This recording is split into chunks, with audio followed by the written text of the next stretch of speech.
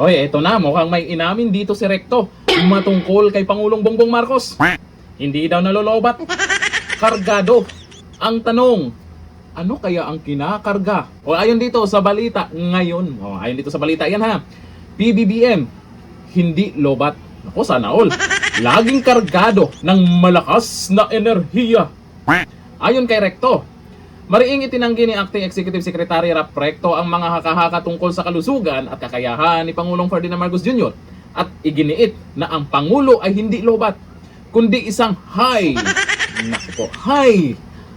energy na leader na tuloy-tuloy ang pagtatrabaho para sa bansa. Pwede nga. Ayon kay Recto, kitang-kita umano ang lakas at sigla ng Pangulo sa dami ng kanyang ginagawa araw-araw mula madaling araw hanggang hating gabi. Nako, hindi na nga natutulog. Matindi yan. Ano siya, immortal? Hating gabi hanggang madaling araw, hindi natutulog. Ilang oras lang, saglit ang iglip niyan, tapos gising ka agad. Tapos, kargado. Ang tanong, baka naman, pakishare naman ng sikreto nyo. Kung anong klaseng kargado yan. Kasi pag sinasabing kargado, may kinakarga. Ano kasi yung kinakarga? Para naman malaman din ng taong bayan at pwedeng gayahin kung legal yan. Kasi siyempre, sa ibang mga manggagawa ay napapagod din yan. Ilang oras lang yung tulog at pagod sa trabaho. Eh kung eto, yung Pangulo natin ay ganito pala kalakas to, ay pwedeng pakishare naman, Recto. Kasabay na ito, inilarawan din niya ang estilo ng pamumuno ni Marcos bilang puno ng enerhiya at aktibong pagkilos. Hindi talaga. Ang sabi ng mga nag-comment dyan, sip-sip yarn.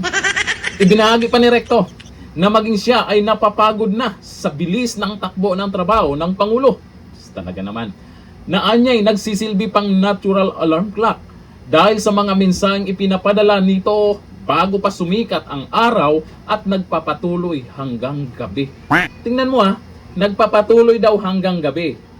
Madaling araw, gising. Hating gabi hanggang madaling araw, gising. Eh natutulog pa ba talaga ang Pangulo? Naku po, maraming nag-alala lang naman. Kasi pag ikaw naman ay hindi natutulog at puro trabaho, anong resulta niyan? Tapos sabihin kargado. Baka meron silang sekreto, kaya ganyan kalakas talaga ang Pangulo. Kasi ganito na lang yan, maniniwala tayo dito sa sinasabi ni Recto na ganun nga. Eh anong kinakarga? Kasi nakakabilib, di ba? Tapos isa pa, sa balitang to, maraming laugh react.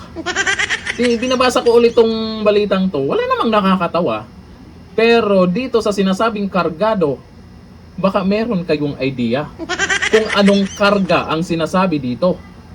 Kargado, malakas na enerhiya. Hindi naman siguro si Goku yan ha. Ayun dito sa mga nagkomento, ito yung mga sabi nila ha. Sabi ni Paterno Nolal Jr., malaking bagay talaga kapag full charge.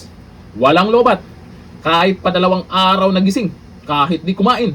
Full charge yan, ang tunay na Motolite battery. Sabi ni Rene Lazaro, of course, always high and kargado. Nako, mukhang merong ibig sabihin nila dito Sabi ni Ricardo Garcia, alam na this.